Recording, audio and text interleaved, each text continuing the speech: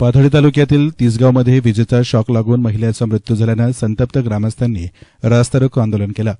सोमवारी झालेल्या अतिवृष्टीमुळे तिसगाव येथे अनेक मोठमोठे झाडे पडली।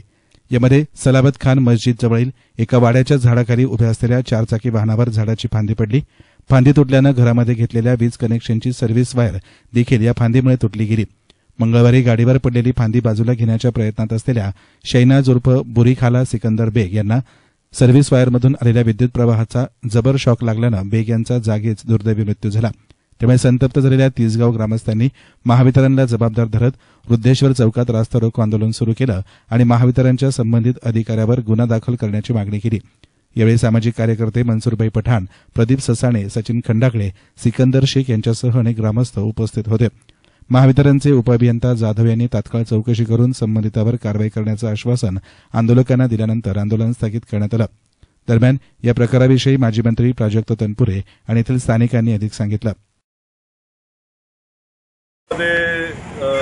काल परवा झालेल्या पूरग्रस्त भागाची पाहणी खासदार निलेश लंके साहेब आणि आम्ही दोघांनी एका ठिकाणी करत असताना एका वसाहतीमध्ये गेल्यावरती महावितरणच्या काही तारा बहुतेक पाण्यामध्ये गेल्या असल्या कारणाने तिथे करंट चालू झाल्यामुळं एका महिलेला तीव्र त्या ठिकाणी शॉक लागला आणि सर्वांनी तात्काळ त्यांना दवाखान्यामध्ये आणलं, उपचार देखील करायचा प्रयत्न केला। पण माझ्या माहितीप्रमाणे दुर्दैवानं त्यांचा दुर्दैवी मृत्यू झाल्याची आत्ता बातमी कळाली।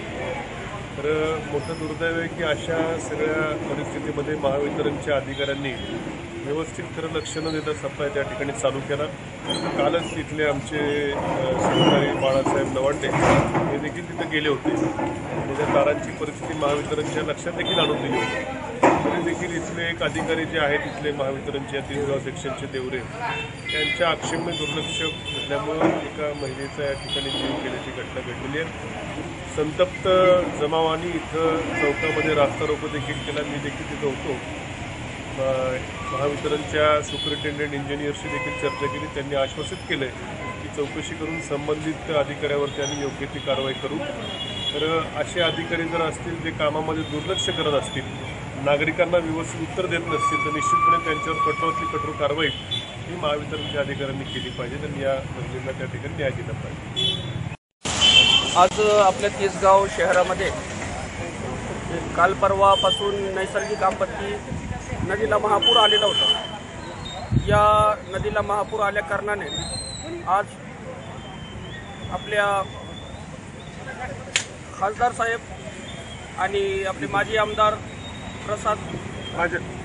प्राजक्त तनपुरे यांची भेट तिसगावला होती आणि या तिसगाव भेटीच्या दरम्यान ते एका वस्तीमध्ये पाहणी करण्यासाठी गेले असता त्या ठिकाणी नदीच्या पाण्याच्या प्रवाहात एक MSCBची सर्व्हिस वायर तुटून त्या पाण्यात पडलेली असताना त्या पाण्यामध्ये पाण्याचा जो आहे MSCBचा शॉक लागून, जो करंट लागून एक महिला त्या ठिकाणी गंभीर जखमी झाली असता त्यांना ज्या ठिकाणी उपस्थित होते त्या उपस्थितांनी माननीय आमदार साहेबांच्या गाडीत त्यांना टाकलं आणि त्यानंतर हॉस्पिटलमध्ये नेले असता हॉस्पिटलवाल्यांनी त्यांना मृत घोषित केलं।